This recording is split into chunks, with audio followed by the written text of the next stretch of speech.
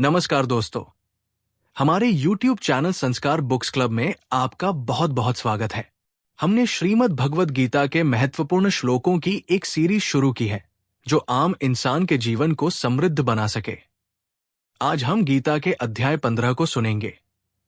इस अध्याय में श्री भगवान ने पूरे संसार को एक अविनाशी वृक्ष मानते हुए बहुत ही सुंदर शब्दों में इसकी व्याख्या की है।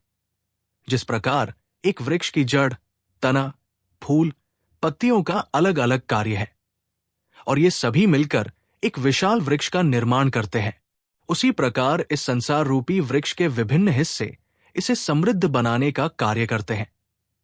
शुरू करते हैं आज की बुक समरी। तो सुने, और हाँ, यदि आपको ये वीडियो पसंद आए तो इसे लाइक, शेयर और सब्सक्राइब करना ना भूलें। शुरू करते हैं आज का गीता पाठ। तो सुने।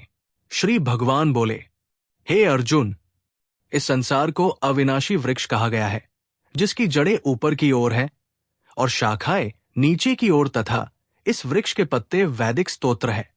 जो इस अविनाशी वृक्ष को जानता है वही वेदों का जानकार है। इस संसार रूपी वृक्ष की समस्त योनियां रूपी शाखाएं नीचे और ऊपर सभी ओर फैली हुई है। इस वृक्ष की शाखाएं प्रकृति के तीनों गुणों द्वारा विकसित होती है। इस वृक्ष की इंद्रिय विषय रूपी कोंपलें हैं। इस वृक्ष की जड़ों का विस्तार नीचे की ओर भी होता है, जो कि सकाम कर्म रूप से मनुष्यों के लिए फल रूपी बंधन उत्पन्न करती है। अर्थ: इस श्लोक में भगवान बताते हैं कि यह संसार एक पेड़ की तरह है, लेकिन जहां साधारण पेड़ों की जड़ें नीचे की ओर होती है, उससे बिल्कुल अलग संसार रूपी पेड़ की जड़ें ऊपर की ओर है और डालियां नीचे की ओर। इसका कारण यह है कि इसके बीज है परमात्मा, जिनसे जड़ें निकलती है। वो जड़ें हैं ब्रह्मा, जिनसे संसार का जन्म हुआ है, इसलिए सबके आधार परमात्मा है।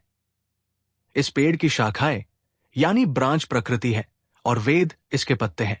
जैसे जड़ पूरे पेड़ का पालन पोषण करता है, वैसे ही परमात्मा पूरे जगत का पालन पोषण करते हैं। ये संसार रूपी पेड़ अविनाशी है क्योंकि इसका जन्म अविनाशी आधार परमात्मा से हुआ है। प्रकृति या संसार में कभी कुछ नाश नहीं होता, लेकिन इसमें बदलाव हर पल होता रहता है। इसी बदलाव को उत्पत्ति और प्रलय कहते हैं, लेकिन असल में ये सिर्फ बदलाव भर है। जैसे पत्ते एक पेड़ की रक्षा करते हैं, वैसे ही वेद संसार के पेड़ की रक्षा करते हैं। वेद यानी ज्ञान। वेदों का ज्ञान मनुष्य को आत्मा, परमात्मा, प्रकृति, ब्रह्मांड आदि का ज्ञान देते हैं, जिसे जानने के बाद कुछ भी जानने योग्य नहीं रह जाता। संसार के पेड़ का मूल यानी बीज परमात्मा है। इसका तना ब्रह्मा जी, जिनसे सभी मनुष्यों और जीवों का जन्म हुआ है। इस पेड़ की शाखाएं प्रकृति है, और क्योंकि प्रकृति में 3 गुण होते हैं, सत्व, रज और तम, इसलिए इस पेड़ की शाखाएं सत्व, रज और तम गुणों से बनी हुई है। यही कारण है कि संसार के सभी विकार, वासनाएं, भोग भी शाखाओं में ही होते हैं। जिस तरह पानी से सींचने पर पेड़ की शाखाएं बढ़ती है, उसी तरह मनुष्य प्रकृति के गुणों में फंसकर कर्म करता चला जाता है, जिस कारण संसार रूपी पेड़ की शाखाएं भी नीचे की ओर और हर ओर फैलने लगती है। जब तक मनुष्य का रत्ती भर भी प्रकृति और गुणों के साथ संबंध रहेगा, तब तक ये शाखाएं बढ़ती ही जाएंगी। जो इस संसार से संबंध जोड़ेगा, उसका जन्म मरण का सिलसिला कभी खत्म नहीं होगा। जो मनुष्य ये जान जाता है कि संसार में कुछ भी हमेशा के लिए नहीं रहता, बल्कि इसमें हमेशा बदलाव होता रहेगा, केवल परमात्मा ही है जिनमें कभी बदलाव नहीं होता, इसे तत्व से जानना कहते हैं। जिस तरह शाखाओं पर फूल लगते हैं, उसी तरह प्रकृति की शाखा में तीनों गुण समाये हुए हैं, जिनसे विषय और भोग रूपी कोंपलें निकलती है, यानी यही सारी वासनाएं और विषय होते हैं। कोपलों की तरह ये भोग और विषय भी दिखने में बहुत सुंदर होते हैं, जिनकी ओर मनुष्य आकर्षित होता है और सोचता है कि उसे पाकर सुख मिलेगा। भगवान ने मनुष्य को ये विवेक दिया है कि वो सोच समझ कर कि ये सब नाशवान है और इनसे दुखी मिलने वाला है, इन सब को त्याग सकता है। केवल मनुष्य योनि ही ऐसी है जो कर्मों के कारण बांधने वाली होती है, क्योंकि बाकी योनियां तो सिर्फ भोग योनियां हैं। जब मनुष्य किसी कामना से कोई कर्म करता है, तो उस कर्म के संस्कार उसके चित्त में जमा होकर जन्म मरण का कारण बनते हैं। मनुष्य योनि में किए गए कर्मों का फल अवश्य भोगना ही पड़ता है। इससे कोई छूट नहीं सकता, क्योंकि जहां बंधन है, छुटकारा भी वहीं से मिलता है।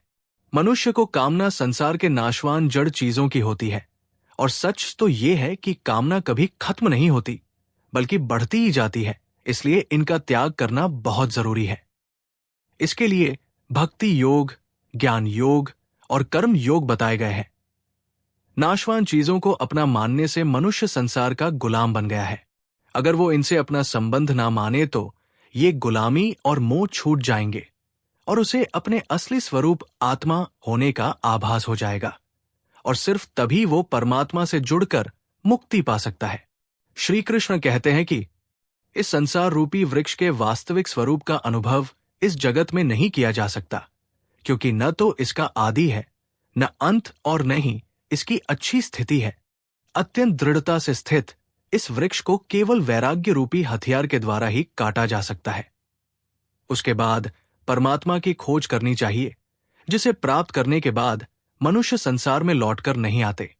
फिर मनुष्य को उस परमात्मा के शरणागत हो जाना चाहिए, जिनसे आदि रहित संसार रूपी पेड़ की उत्पत्ति और विस्तार होता है।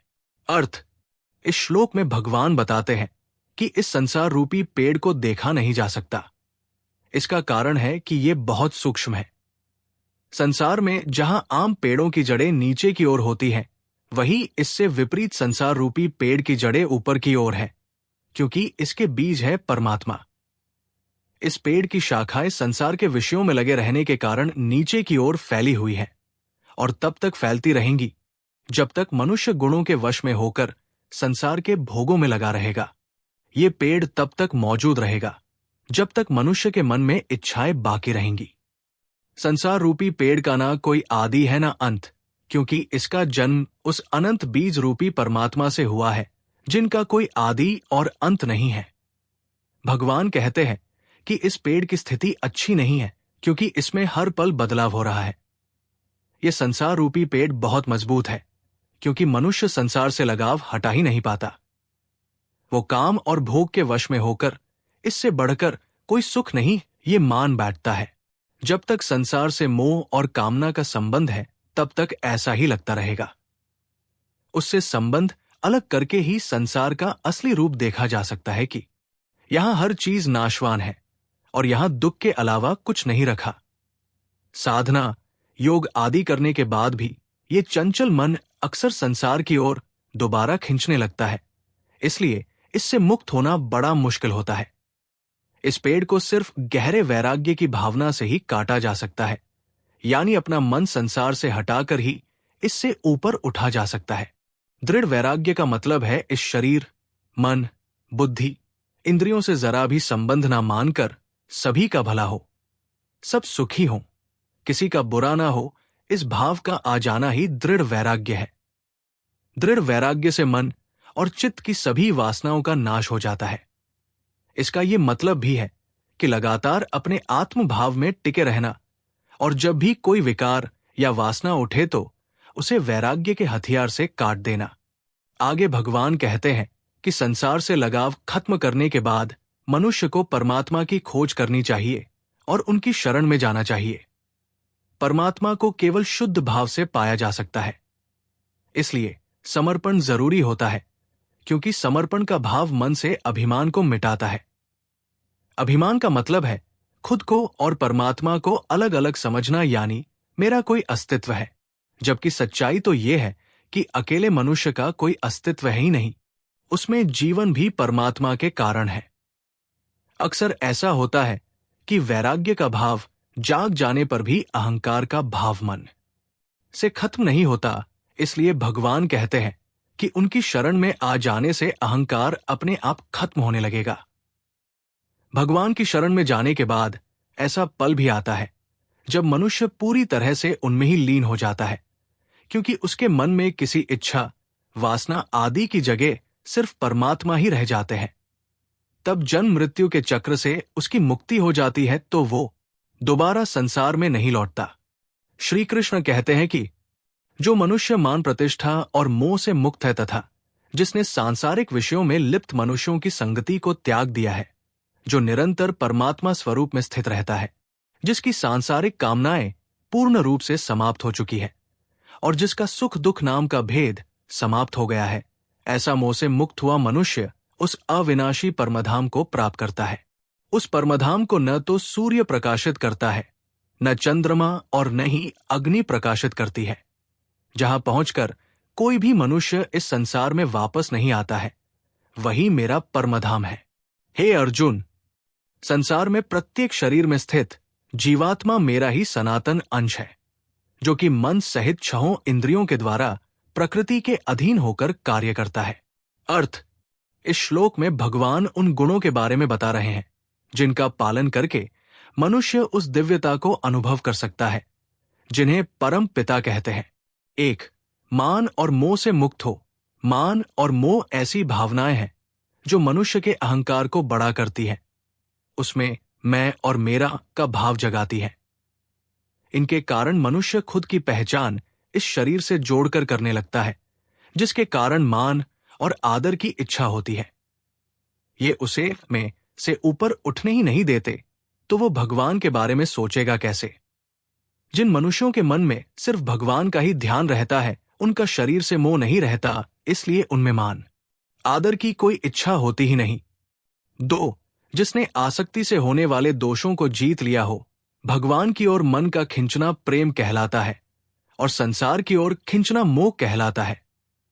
मोह यानी किसी ऐसी चीज के साथ लगाव कर बैठना जिसका साथ एक ना एक दिन तो छूटने ही वाला है। केवल परमात्मा का साथ ऐसा है जो एक बार जुड़ जाए तो कभी नहीं छूटता। मोह, ममता, वासना, आशा आदि आसक्ति के कारण जन्म लेते हैं और यही मनुष्यों को संसार में बांधते हैं। 3. जिसका मन लगातार परमात्मा के ध्यान में लगा हो। मनुष्य का मन इतना चंचल होता है कि वो किसी ना किसी चीज को हमेशा पकड़े रहना चाहता है। इसलिए भगवान कहते हैं कि जब मनुष्य का संसार से मोह खत्म हो जाए तो उसे अपना मन उनमें लगाना चाहिए, नहीं तो मन दोबारा संसार की माया की ओर खींचने लगेगा। जब मनुष्य इस बात को समझ जाएगा कि उसका जन्म परमात्मा से हुआ है और उन्हें छोड़कर उसका कोई नहीं है, उस दिन उसका जुड़ाव उनसे पक्का होता चला जाएगा। जो मनुष्य अपना संबंध सिर्फ भगवान के साथ ही मानते हैं, उनके मन में केवल भगवान का ध्यान ही रह जाता है। 4. संसार के लिए कामनाएं खत्म हो गई हो। मनुष्य की इच्छाएं कभी भी पूरी नहीं होती। वो एक इच्छा को पूरी करता है तो दूसरी खड़ी हो जाती है और उसका जीवन इन अंतहीन इच्छाओं को पूरा करने में ही निकल जाता है। इच्छाएं समुद्र की लहरों की तरह होती है, जो एक के बाद एक उठती ही चली जाती है, कभी शांत नहीं होती। जब तक मनुष्य संसार से जुड़ा रहेगा, उसमें संसार की चीजें पाने की कामना उठती रहेंगी। लेकिन जिसने भगवान के साथ रिश्ता जोड़ लिया हो, उसके लिए ये चीजें कोई मायने नहीं रखती, क्योंकि वो तो सिर्फ परमात्मा को पाना चाहता है। 5. जो सुख दुख के द्वंद्वों से मुक्त हो। जब मनुष्य को संसार की कोई चीज, कोई भोग मिल जाती है तो वो उसे सुख मानता है और कोई चीज न मिलने पर वो उसे दुख मानता है। मनुष्य का ये सोचना कि कोई चीज मिल जाने से उसे सुख मिलेगा, ये सोच ही इच्छा को जन्म देती है। अगर उसकी इच्छा पूरी भी हो जाए तो मनुष्य भूल जाता है कि इस संसार में कभी कोई चीज हमेशा के लिए टिकती नहीं है, तो सुख कैसे टिक पाएगा? सुख और दुख सदा जोड़े में आते हैं। इसलिए भगवान बार बार कहते आए हैं कि सुख दुख को नहीं पकड़ना है, बल्कि इनके बीच के संभाव को पकड़ना है। जो इनसे ऊपर उठ जाता है वो परमात्मा को प्राप्त कर लेता है। अब भगवान परम धाम के बारे में बताते हैं जहां वो वास करते हैं। विभूति योग अध्याय में भगवान ने बताया था कि सूरज, चंद्र, अग्नि आदि में जो प्रकाश है वो उनके तेज के कारण है। ऐसा इसलिए क्योंकि परमात्मा ब्रह्मांड में हर चीज का आधार है। हर चीज का जन्म उनसे हुआ है। हर चीज में जो रोशनी और जीवन है वो उनके अंश और प्रकाश के कारण है। तो जिनका आधार की परमात्मा है, तो उनके धाम को सूर्य, चंद्रमा आदि कैसे रोशन कर पाएंगे? परमात्मा को प्रकाश या ज्योति समान कहा गया है, तो जो खुद प्रकाश है उन्हें किसी प्रकाश की जरूरत ही क्या है? परमात्मा चेतना है और सूर्य, चंद्र, अग्नि प्रकृति का हिस्सा है। इसलिए वो प्रकृति से परे परमात्मा को प्रकाशित नहीं कर सकते। जब मनुष्य अपने आत्म भाव में ठहर जाता है और परमात्मा के प्रकाश को अनुभव कर लेता है, तो वो उन्हें पा लेता है। उसके बाद उसे संसार में लौटकर नहीं आना पड़ता, इसलिए उसकी मुक्ति जीते जी हो सकती है। आगे भगवान बताते हैं कि संसार में जितने भी जीव है, उनमें वास करने वाली चेतना या आत्मा उनका ही अंश है। इनमें प्रकृति का जरा सा भी अंश नहीं है। होता यह है कि शरीर मिलने के बाद आत्मा अपना असली स्वरूप भूलकर प्रकृति से बने शरीर को अपना मानने लगती है, जबकि असल में बिना चेतना के इस शरीर के कुछ भी करने की क्षमता है ही नहीं। मनुष्य को सोचना चाहिए कि जो शरीर उसे प्रकृति ने दिया है, जिसमें वो अपनी इच्छा के अनुसार कोई बदलाव नहीं कर सकता, कभी उसे एक जैसा बनाकर नहीं रख सकता, जिसे वो साथ लेकर भी नहीं जा सकता, तो उस शरीर, मन, इंद्रियों को अपना मान लेना उसकी कितनी बड़ी भूल है। जब मन, बुद्धि, शरीर में समय के साथ बदलाव होता रहता है, तो ये सब उस आत्मा का कैसे हो सकता है जिसमें जरा सा भी बदलाव नहीं होता। इंद्रियों का मालिक होता है मन, मन बुद्धि की सुनता है और बुद्धि आत्मा के अनुसार काम करती है। इसलिए आत्मा जब संसार की ओर आकर्षित होती है, यानी उसे अपना मान लेती है, तब वो इस माया में फंसने लगती है। इसलिए भगवान कहते हैं कि संसार के प्रति अगर आकर्षण हो भी रहा है तो कोई बात नहीं, बस उसे दृष्टा के भाव से देखो, यानी हर चीज देखो, सुनो, लेकिन उनसे जुड़ो मत। इसके बाद भगवान कहते हैं कि हर जीव में जो आत्मा है वो उनका सनातन अंश है, यानी भगवान ने कभी किसी आत्मा का साथ नहीं छोड़ा। वो तो हर पल उसके साथ है, कभी उससे अलग नहीं हुए, इसलिए भगवान हर जीव के साथ हमेशा होते हैं। ये तो आत्मा है जो उन्हें भूल गई है, लेकिन वो उसे कभी नहीं भूलते।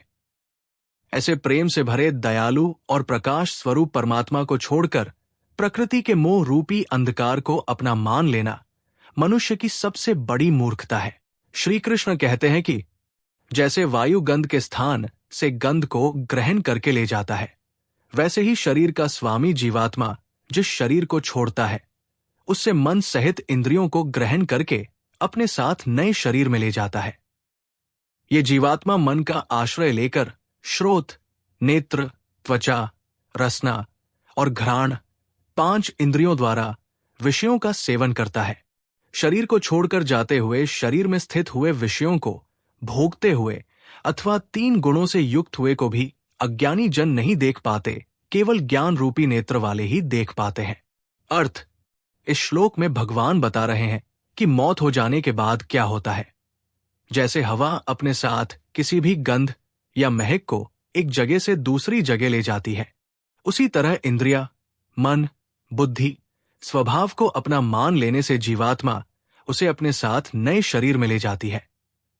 इस श्लोक में हवा जीवात्मा का प्रतीक है, स्थान शरीर का प्रतीक है और गंध वासनाओं, अधूरी इच्छाओं, संस्कारों, कर्मों के फल आदि का प्रतीक है। मौत हो जाने के बाद जीवात्मा भी अपने साथ इन सभी को नए शरीर में ले जाती है। इसलिए भगवान कहते आए हैं कि निष्काम कर्म करो, ताकि कोई वासना, संस्कार, इच्छा आदि बाकी ना रह जाएं, तो दूसरा जन्म भी नहीं होगा। अपनी भूल मिटाने के लिए केवल अपनी मान्यता बदलने की जरूरत है कि प्रकृति से बने इस शरीर से मेरा कोई संबंध नहीं है, ये मुझे सिर्फ जकड़ने के लिए है। इससे इस शरीर के साथ मोह खत्म होने लगेगा। इसे भक्ति योग, ज्ञान योग, निष्काम कर्म योग आदि के द्वारा किया जा सकता है। हवा प्रकृति का हिस्सा है जिसमें यह विवेक नहीं होता कि वो गंध को अपने साथ दूसरी जगह ले जाए या ना ले जाए, लेकिन परमात्मा का अंश होने के कारण जीवात्मा को ये विवेक और समझ मिली हुई है कि वो इस शरीर से जब चाहे अपना संबंध मिटा सकती है। हवा में गंध हमेशा के लिए नहीं रहती, वो अपने आप छूट जाती है, लेकिन मनुष्य जब तक मन, बुद्धि, इंद्रियों को खुद नहीं छोड़ेगा तब तक वो छूट नहीं सकते, क्योंकि जीव खुद इन्हें पकड़ता है, इसलिए खुद ही छोड़ सकता है। अब भगवान बताते हैं कि जीवात्मा मन का सहारा लेकर 5 इंद्रियों द्वारा भोग करता है, यानी बाहरी दुनिया से संपर्क बनाता है। ना इंद्रियां अपने आप कुछ कर सकती हैं और ना ही मन। इन सभी में जो जीवन है वो आत्मा के कारण है। जीवात्मा त्वचा से स्पर्श, कानों से शब्द, जीभ से स्वाद, आंखों से रूप और नाक से गंध का अनुभव करती है। कान का विषय है शब्द, जीभ का विषय है स्वाद आदि। इंद्रिया वही जाती है जहां मन दौड़ता है, इसलिए मन की भूमिका बहुत अहम होती है। इन विषयों का भोग करने से इनमें आसक्ति बढ़ती जाती है, जो अगले जन्म और दुखों का कारण बनती है। मनुष्य ये देख ही नहीं पाता कि असल में विषयों में सुख है भी नहीं।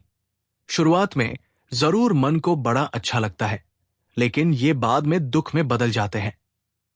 सुख लेने की इच्छा से जो भोग भोगे जाते हैं, उनमें सुख शांति कुछ नहीं मिलता, बल्कि उसे पाने की चाह, मनुष्य का चैन, सुकून सब छीन लेते हैं। जिस तरह सपने में खुद को पानी पीता हुआ देखने से प्यास नहीं मिट सकती, ठीक उसी तरह प्रकृति से जुड़े भोगों से सुख शांति कभी नहीं मिल सकते। इससे बचने का उपाय है कि मनुष्य ये विचार करे कि प्रकृति उसे कभी तृप्त नहीं कर सकती और खुद में गहरी इच्छा यानी संकल्प पैदा करे कि उसे संसार से जुड़ी किसी भी विषय को भोगना नहीं है। इस विचार से उसकी इंद्रियां विषयों को देखते हुए भी उसकी ओर आकर्षित नहीं होंगी। ऐसा होने से मन स्थिर होने लगता है। मन के स्थिर होने से बुद्धि सम हो जाती है और बुद्धि के सम हो जाने से परमात्मा का खुद ब खुद अनुभव होने लगता है, क्योंकि परमात्मा सदा ही मनुष्य के साथ ही है। वो तो विषयों के पीछे भागने के कारण मनुष्य को उनका अनुभव नहीं हो पाता है। इस श्लोक में भगवान बता रहे हैं कि संसार एक पल के लिए समान नहीं रहता, इसमें लगातार बदलाव हो रहा है, फिर भी मनुष्य इसे देख नहीं पाता। इसे स्थिर मानता हुआ विषयों को भोगने में ही लगा रहता है। ऐसे मनुष्यों को अज्ञानी कहते हैं, क्योंकि वो जीवन की सच्चाई से कोसों दूर होते हैं। मनुष्य दूसरों को भोग भोगते हुए देखता है, लेकिन ये क्यों नहीं देख पाता कि सब कुछ भोगने के बाद भी कोई खुश या सुखी नहीं है। अगर भोगों में सुख होता तो मनुष्य को किसी चीज का दुख होता ही नहीं। ये सब देखते हुए भी वो कुछ सीखता नहीं है, बल्कि इन भोगों में उलझा पड़ा रहता है। जब तक मनुष्य प्रकृति और उसके 3 गुणों से संबंध रखेगा, तब तक वो उनके प्रभाव में आकर कर्म करता जाएगा। भगवान कहते हैं, ज्ञान के साथ जीवन को जीना ही मनुष्य जीवन का लक्ष्य है, ताकि वो जीवन भी जी ले और इसके बंधन से भी मुक्त रहे। ज्ञानी तो वो है जो देखे कि संसार में दुख के अलावा और कुछ नहीं है, इसलिए उससे संबंध जोड़ने के बजाय उस परम आत्मा की ओर मुड़ जाए, जहां सुख और शांति के अलावा और कुछ नहीं है। लेकिन जो संसार के भोग विलास में मगन है, उनका ज्ञान तमोगुण के कारण ढक जाता है, जिसके कारण वो आत्मा और शरीर के भेद को जान नहीं पाते। श्री कृष्ण बोले, यत्न करने वाले अपने हृदय में स्थित इस आत्मा को अनुभव करते हैं, लेकिन अशुद्ध चित्त वाले अज्ञानी जन यत्न करने पर भी इसे देख नहीं पाते। हे अर्जुन, जो प्रकाश सूर्य में स्थित है, जिससे समस्त संसार प्रकाशित होता है, जो प्रकाश चंद्रमा और अग्नि में स्थित है, उस प्रकाश को तू मुझसे ही उत्पन्न समझ।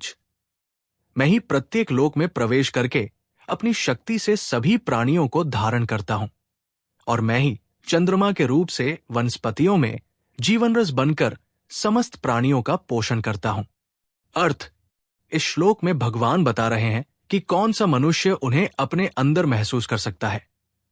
इसके लिए सबसे पहले तो मन को शुद्ध करने की जरूरत है, यानी मन से संसार की चीजों, लोगों आदि के प्रति लगाव को हटाना और लोभ, अहंकार, राग द्वेष जैसे भावों को नष्ट करना। मन को शुद्ध करने का एक और तरीका है कि इस बात को हमेशा याद रखना कि मैं शरीर, मन, बुद्धि, अहंकार नहीं बल्कि उस शुद्ध परम चेतना का अंश हूं, जिसने इस शरीर को कुछ समय के लिए धारण किया है।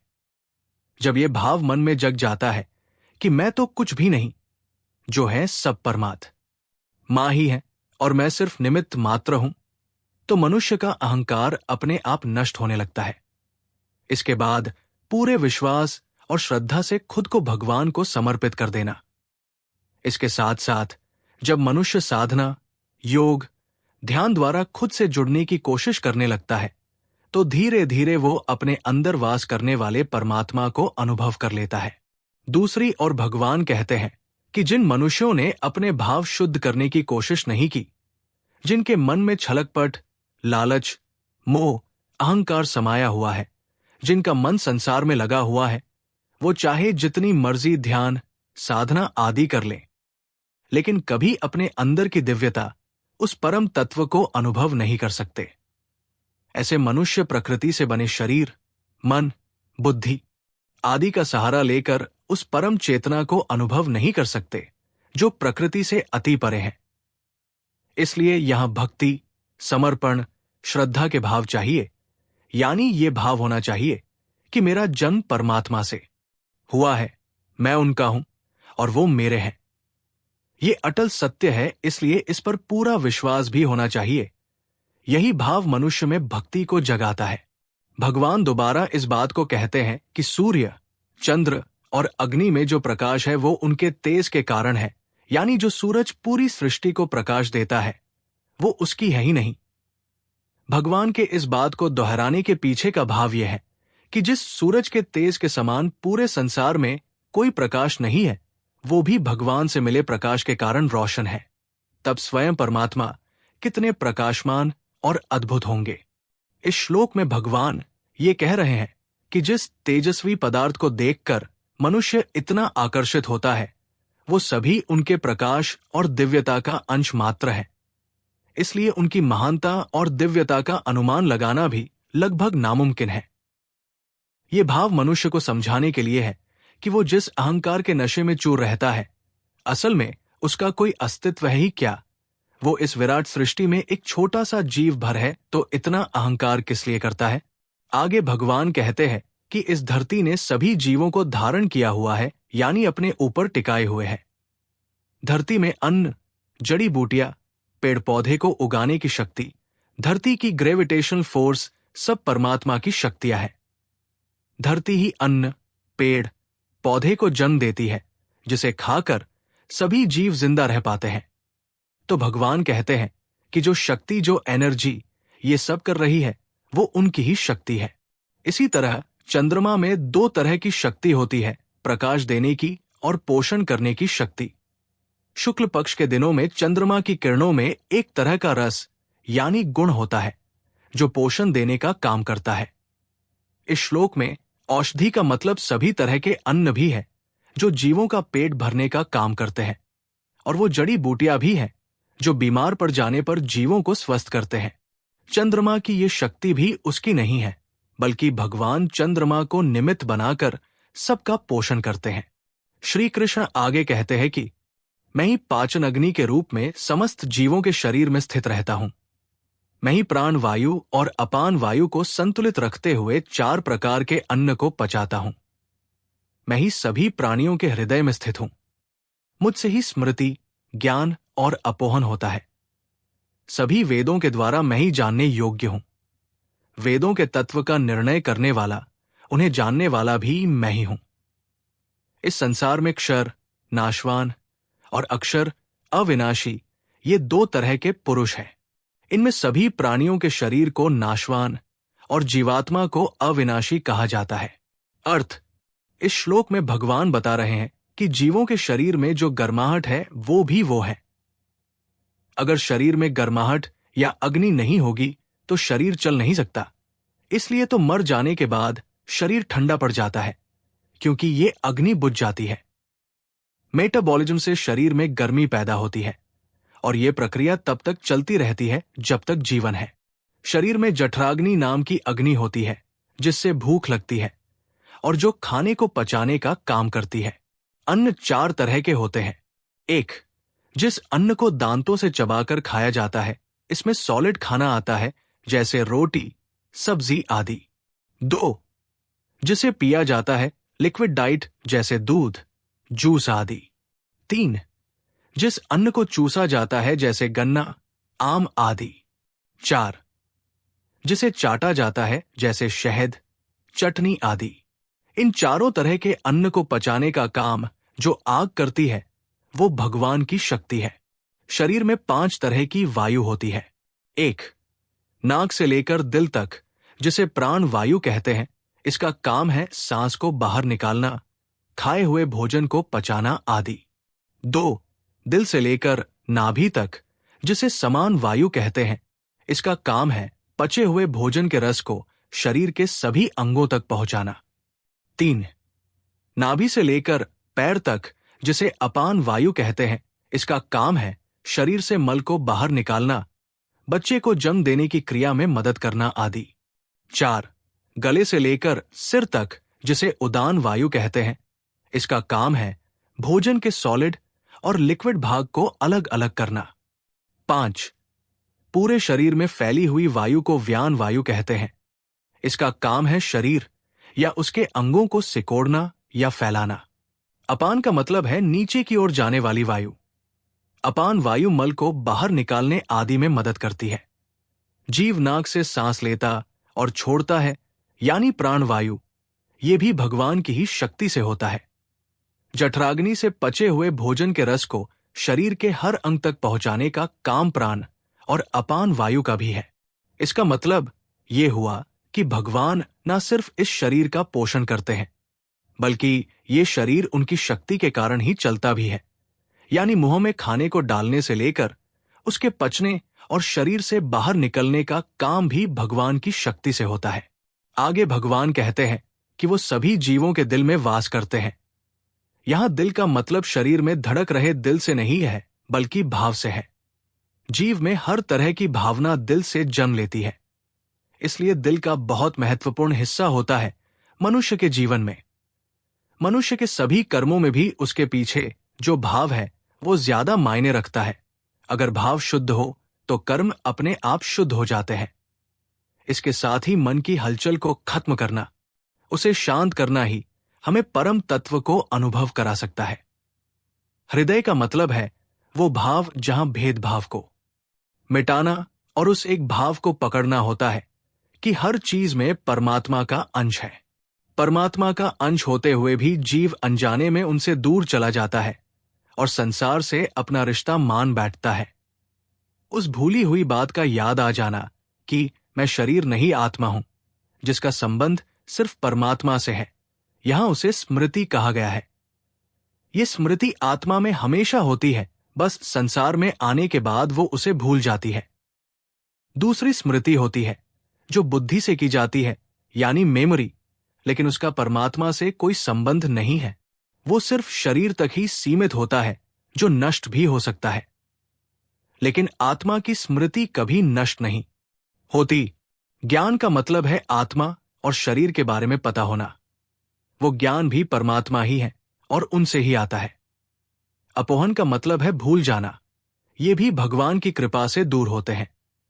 ये मनुष्य के संशय, भ्रम, दुख, बुरे वक्त आदि को भूलने में मदद करते हैं, ताकि वो आगे बढ़कर जीवन को जी पाए, नहीं तो वो घुट घुट कर मर जाएगा। सारा ज्ञान परमात्मा से आया है, जिसे वेदों में ऋषियों ने अपने अनुभव के माध्यम से लिखा है। वेदों में दिए गए ज्ञान से परमात्मा को पाया जा सकता है, और वेदों को जानने वाले भी वो ही है, क्योंकि वो हर मनुष्य के अंदर वास करते हैं। क्षर का मतलब है जिसका नाश होता है, जिसमें बदलाव होता है। अक्षर का मतलब है जिसका कभी नाश नहीं होता, जिसमें कभी बदलाव नहीं होता। तो इस श्लोक का भाव यह है कि संसार में दो ही चीजें मौजूद है, एक प्रकृति जो पल पल बदल रही है, और आत्मा जो अविनाशी है, जिसमें रत्ती भर भी बदलाव नहीं होता है। श्री कृष्ण आगे कहते हैं कि उन दोनों से उत्तम पुरुष तो अन्य ही है, जो तीनों लोकों में व्याप्त होकर सबका भरण पोषण करता है। इसे अविनाशी परमात्मा और ईश्वर कहा गया है। मैं क्षर से अति परे हूं और अक्षर से उत्तम हूं, इसलिए लोकों में, वेदों में पुरुषोत्तम नाम से जाना जाता हूं। हे भरतवंशी अर्जुन, जो संशयरहित मनुष्य मुझे पुरुषोत्तम जानता है, वो सर्वज्ञ, सभी प्रकार से मेरा ही भजन करता है। हे निष्पाप अर्जुन, इस तरह ये परम गोपनीय शास्त्र मेरे द्वारा कहा गया है। इसे जानकर मनुष्य बुद्धिमान और कृतार्थ हो जाता है। अर्थ: पिछले श्लोक में भगवान ने दो तरह के पुरुष के बारे में बताया था, अक्षर और अक्षर, यानी नाश होने वाला शरीर, और अविनाशी आत्मा। इस श्लोक में भगवान कह रहे हैं कि इन दोनों से परे एक और पुरुष है, जो अविनाशी तो है ही, साथ ही इन दोनों से श्रेष्ठ और उत्तम भी है, जिन्हें परमात्मा या ईश्वर कहा जाता है। परमात्मा हर जगह समाये हुए हैं और समान रूप से सबका पालन पोषण कर रहे हैं, क्योंकि भगवान के द्वारा रची गई सृष्टि में सूरज सबको अपनी रोशनी और गर्माहट देता है। पृथ्वी सबको समान रूप से धारण किए हुए है। हवा भी सभी को समान रूप से मिलती है ताकि सभी जीव सांस ले सके आदि। प्रकृति में इन सभी का आधार भी परमात्मा ही है। इसलिए सूरज, धरती आदि केवल निमित्त मात्र है जो भगवान की शक्ति द्वारा अपना अपना काम करते हैं। अध्यात्म में आत्मा को पुरुष कहते हैं। जिस आत्मा का जन्म परमात्मा से हुआ है वो पुरुष से भी ऊंचे और उत्तम है, इसलिए उन्हें पुरुषोत्तम कहा जाता है। इसका एक कारण यह है कि परमात्मा का अंश होते हुए भी जब आत्मा शरीर धारण करती है तो प्रकृति के साथ अपना संबंध मान लेती है और गुणों के कारण मोहित होती रहती है, लेकिन परमात्मा प्रकृति को अपने वश में करके संसार में अवतार लेते हैं। वो हमेशा अपने कॉन्शियसनेस में बने रहते हैं, इसलिए प्रकृति उन्हें कभी बांध नहीं पाती। इसलिए वो सबसे श्रेष्ठ और उत्तम है। भजन का असली मतलब होता है किसी की याद, मन में होना, यानी मन में सिर्फ जब परमात्मा का नाम, उनकी याद रह जाए तो उसे भजन करना कहते हैं। इसलिए परमात्मा के साथ अपना वास्तविक संबंध का अनुभव करना ही मोह मुक्त या संशय मुक्त होना कहलाता है। मोह ही मनुष्य को परमात्मा को जानने नहीं देता, वो उसे संसार में ही अटकाए रहता है। संसार की नाश हो जाने वाली चीजों को अपना मान लेना, उनसे लगाव हो जाना ही मोह है। शरीर, इंद्रिया, मन, बुद्धि आदि सांसारिक पदार्थों से जब तक मनुष्य राग के कारण अपना संबंध मानता है तब तक वो हर प्रकार से भगवान का भजन नहीं कर सकता। इसका कारण यह है कि जहां राग और लगाव होता है मनुष्य की वृत्ति, उसका मन वहां अपने आप चला जाता है। संसार से मन हटाकर परमात्मा की ओर लगाना और केवल उन्हीं को अपना मानना ही पुरुषोत्तम को जानना कहलाता है। संसार के संबंध कुछ समय के लिए होते हैं, इसलिए इस बात को पूरी मजबूती से मन में बैठा लेना कि भगवान मेरे हैं और मैं भगवान हूं, मनुष्य को उन्हें याद रखने में मदद करती है और वो मन, बुद्धि आदि हर स्तर पर उन्हें याद रखने लगता है।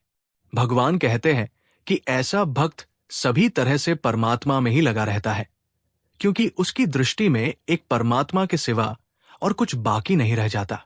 इस श्लोक में भगवान अर्जुन को निष्पाप कह रहे हैं, क्योंकि अर्जुन के मन में भेदभाव की भावना नहीं थी, किसी में दोष देखने की भावना नहीं थी। भेदभाव मन को मैला कर देता है और ऐसा मन कभी भक्ति नहीं कर सकता। जिसके मन में पाप भरा हो, अगर उसे ये पवित्र ज्ञान दे भी दिया जाए तो पहली बात तो उसे कुछ समझ नहीं आएगा और दूसरा वो इसका गलत तरीके से इस्तेमाल करेगा। ज्ञान मनुष्य को बुद्धिमान बनाता है, यानी वो सच को जानने समझने लगता है, जिसके बाद संसार की माया उसे भ्रमित कर उलझा नहीं पाती और तब उसका जीवन कल्याण से भर जाता है, वो धन्य हो जाता है। सार, इस अध्याय में श्री कृष्ण संसार की तुलना उल्टे पेड़ के साथ करते हैं। इसकी जड़ें ऊपर की ओर है। इस पेड़ का बीज परमात्मा है। इसका मुख्य तना है ब्रह्मा जी जिन्होंने दुनिया बनाई। इसके पत्ते वेद हैं जो संसार रूपी पेड़ की रक्षा करते हैं। इसकी शाखाएं तीनों गुणों से पोषित होती है जो नीचे की ओर फैली हुई है। इस पेड़ को देखा नहीं जा सकता, ना इसके ओर छोर का पता लगाया जा सकता है। ये इतना सूक्ष्म है कि केवल संसार से मन हटाकर उससे मोह खत्म कर वैराग्य के अस्त्र से इस पेड़ को काटा जा सकता है और इसमें सफल हो जाने के बाद मनुष्य परम को लौटकर संसार में नहीं आना पड़ता। इसके लिए मनुष्य को उनकी शरण लेनी होगी जिनसे संसार का ये पेड़ निकला है, क्योंकि केवल वही जो अहंकार, मोह से मुक्त है, जो इच्छाओं और सुख दुख जैसे विपरीत जोड़ों से मुक्त है, जो मनुष्य भगवान के प्रति समर्पित है, वे ही उस शाश्वत धाम को प्राप्त कर सकते हैं। न सूर्य, न चंद्रमा, न अग्नि उस परम धाम को प्रकाशित कर सकते हैं। वहां पहुंचने के बाद कभी वापसी नहीं होती। जीव या आत्मा परमात्मा का एक छोटा सा अंश है। शरीर धारण करने के बाद आत्मा मन और इंद्रियों के माध्यम से संसार से संपर्क करती है और प्रकृति की ओर आकर्षित भी होती है। जीव इंद्रियों और मन के द्वारा इंद्रिय विषयों का भोग करता है। शरीर छोड़ते समय वो अपने साथ सारे संस्कार, वासनाएं, इच्छाएं, विकार आदि ले जाता है।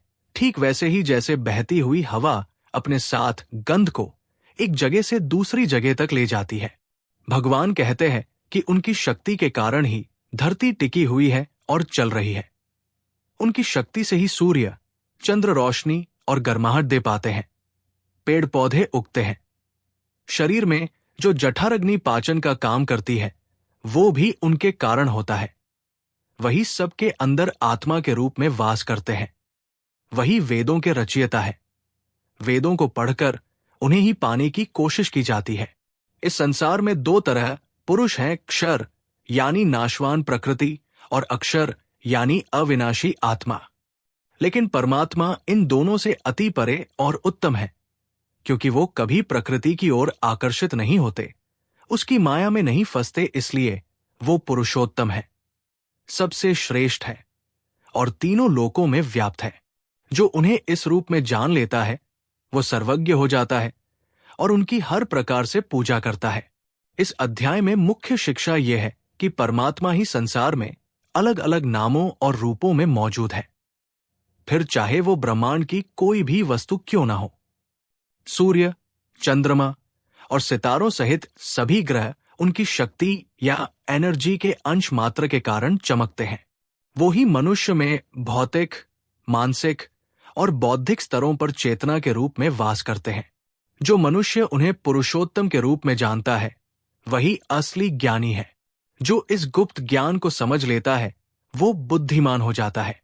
संसार में उसके सभी संदेह और कष्ट अपने आप खत्म हो जाते हैं और वो सभी कर्तव्यों का उचित पालन करने वाला बन जाता है।